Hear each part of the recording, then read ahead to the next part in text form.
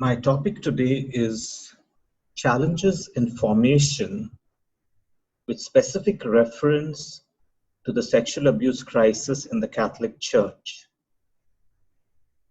Among the many crises present today in the Catholic Church worldwide are the sexual abuse of minors by clergy, the cover-up of abuse, the harms perpetrated by a clericalist culture, investigations into homosexuality in seminaries, direct criticism of the Pope, and ideological divisions among clerics.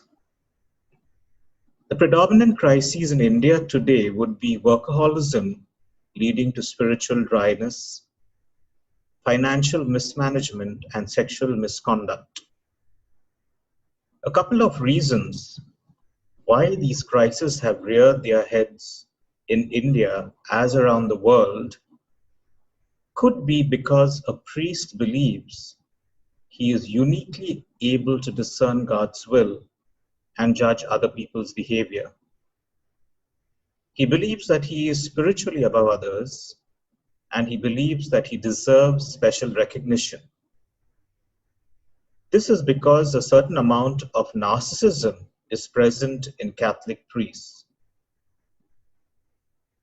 Making a choice for misconduct involves a dissociative cognitive process that leads to a decision being made in opposition to what is right, according to moral and religious tenets. This blurring of lines in the context of faith raises many questions for clergy and religious, and if unanswered and not countered, can lead to inappropriate actions. Sexual abuse by individual priests is often varied, and the victims include both genders. No single cause of sexual abuse of minors by clergy has been identified. A combination of causes predisposes clergy to abuse, and many organizational, psychological, and situational factors contribute to the susceptibility of individual priests to perpetrate abuse. Therefore, awareness building and education are essential for prevention. Challenges could be addressed through the following 3 points: a theological reflection on this issue, commissions that audit these issues, and addressing the issue in formation and ongoing formation. The document Pastoris Dabo Vobis of Pope St. John Paul II, which came out in 1992, and Ratio Fundamentalis Institutionis Sacerdotalis, brought out by Pope Francis, are 2 church documents that address how the church understands the many challenges of formation in today's postmodern world. The role of theologians would be and should be that they reflect on the presence and impact of this issue on the church today. That is, the consequences for the victims, for secondary victims, and for the church. Also, a major theological question is, what is the role of the priest today? What does a priest do today? We see in most countries that they do all kinds of things that don't have to necessarily do with the priestly pastoral and spiritual ministry. They are involved in administration, bureaucracy, organization, for which they don't receive specific training and supervision.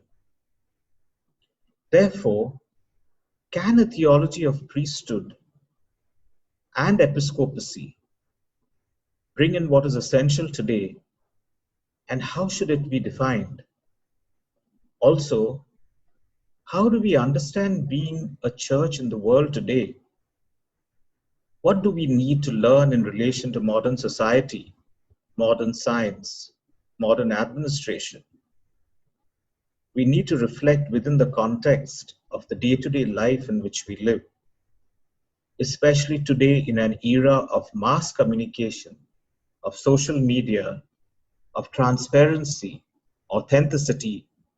we need to reflect on the impact these variables have on the faith life of clerics, non-clerics, their relationships with each other, the laity, and their relationship with God.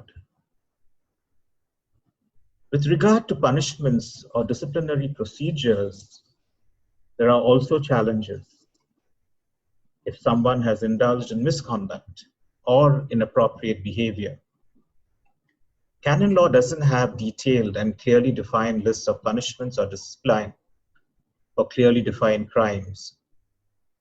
The punishments or discipline needed to be concrete, whether it be for a priest, a seminarian, a sister, a bishop, or a layperson who has indulged in or covered up abuses or indulged in abuses. Also, until now, the punishments for a non-cleric in a church institution who has abused a minor are not clearly specified by canon law. These need to be addressed. In formation and for formators, there is the challenge of looking at the personality of formees in today's postmodern context. Pope John Paul II, in Pastoris Dabo Vobis, says that it is really important that a priest have the capacity to relate to others. This is truly fundamental for a person who is called to be responsible for a community and to be a man of communion and a man of mission and dialogue. Pastoris Dabo Vobis and Ratio Fundamentalis focuses on important elements in formation, which includes not just the capacity to relate to others, but also the ability to form true friendships, have affective maturity, and learn to live in the world today. What is also important is an education in sexuality. Everyone has their own sexuality. And for a cleric or someone who has embraced the vowed religious life, signs of maturity are seen in solid peer relationships, passionate living, flexible yet clear boundaries, and empathy.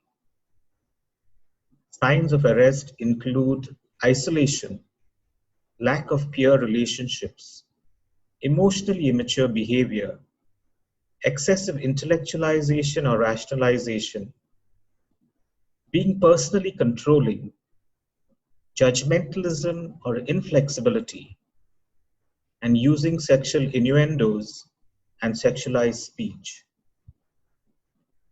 The motivation for celibate and consecrated life must be considered, and attention and screening to exclude as far as possible potential perpetrators should be done.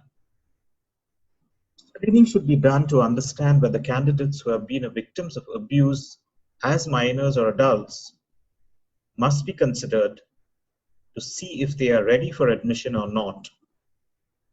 This is because many survivors cope surprisingly well, and difficulties in formation are not only caused by a history of abuse.